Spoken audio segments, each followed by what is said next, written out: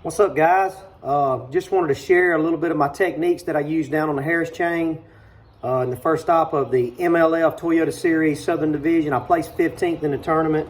Some of you are probably like, dude, you placed 15th. What's the big deal? Well, listen, Florida's tough, number one. Number two, there was 260 boats in the tournament. Number three, I was fishing against Bobby Lane. I was fishing against Justin Lucas. I was fishing against Corey Johnston, who is a major stick, by the way. And it just feels good to get a great finish in the first term of the year. So yes, it was a big deal to me.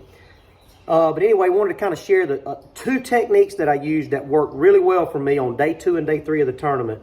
Day 1, I only caught 8 pounds. I had 11 pounds, but I was 3 minutes late on the way back in. So I lost 3 minutes, lost 3 pounds, cost me $1,750. But you know what it is, I learned my lesson.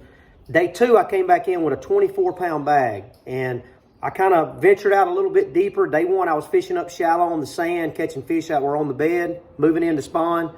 Day 2, I said, you know what? I'm going to move out a little deeper in Lake Beauclair and see if I can find some pre-spawn or some post-spawn fish. And we did just that. And I was throwing a Berkeley Stunner 112+1 jerkbait. And I was throwing it on a Abu Garcia Tournament Series 610 medium light rod on a 12-pound Berkeley 100% fluorocarbon. Man, them fish were jumping and fighting. But I think the key to this bait is the color. This is a silver dollar color, and you can see all the paints going on it, all the teeth marks on it. This bait looks identical to a needlefish. And anybody that's ever fished any of these southern lakes, and especially in Florida, there's a lot of needlefish in these lakes. And some people ask me, say, man, do bass eat those things? I've caught them with the needlefish sticking up out the backs of their throats. So yes, they do eat them. I've seen them chasing them on Lake Seminole. This bait right here mimics a needlefish perfectly. It gets a lot of attention. It works really well. The Berkeley comes with EWG hooks on it, Berkeley Fusion hooks. It's just a fantastic bait when you're trying to draw a reaction strike from bass that are sluggish or bass that are on the bed or, you know, bass that are feeding. It just works really well. The other bait that I was catching them on was a Berkeley Slobber knocker. I caught a 7-pounder the last day of the tournament. So it's actually kind of ironic. My shoulder was hurting so bad from throwing the jerkbait all day that I'd have to put it down and pick up the slobber knocker. And when I did, I found some little patches of eelgrass, and I actually caught a 7-pounder the last day, which put my weight up pretty good.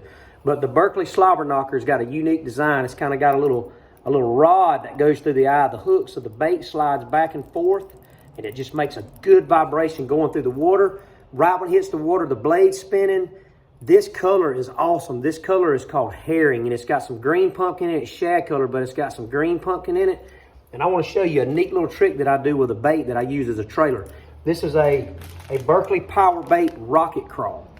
And it's used for a swim jig or for fishing on the bed, or I use it for a chatterbait trailer. But what I do is I take the pinchers and I just cut off the legs. And then it's got these 2 little tentacles that come down on it, and you just hook it sideways on the bait.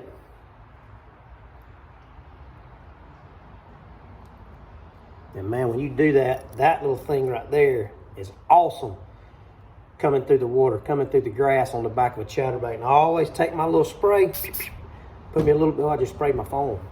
Now I got a yellow phone. But there we go, guys. That thing right there will get them. I catch them on Lake Seminole with it. I caught them down on the Harris chain with it. Those 2 baits were key for me getting a good 15-plate finish. I would have finished 11th, and if it wasn't for the late penalty, and I would have beat Bobby Lane. And I told Bobby Lane, I said, if I beat you in Florida, I'm going to shout it to the rooftops, but I can't do it because I actually didn't beat you because of the 3-minute penalty. But guys, you can find these baits at thedugoutfishing.com. I'll have to put the link in the bio to make sure that's correct. But the Dugout Bait and Tackle is a bait and tackle store out of Marietta, Georgia. And man, they've got everything in stock. They've actually got the new Revo STX in stock. I don't even have any of the new Revo STX because they're on back order, but he's got tons of them. You can order them from there. Berkeley Baits, Abu Garcia, he's got anything you need there. I'll put the link in the bio, and thank you guys for tuning into my video, and I'm going to try to be posting more content on a weekly basis. Good luck, tight lines fishing.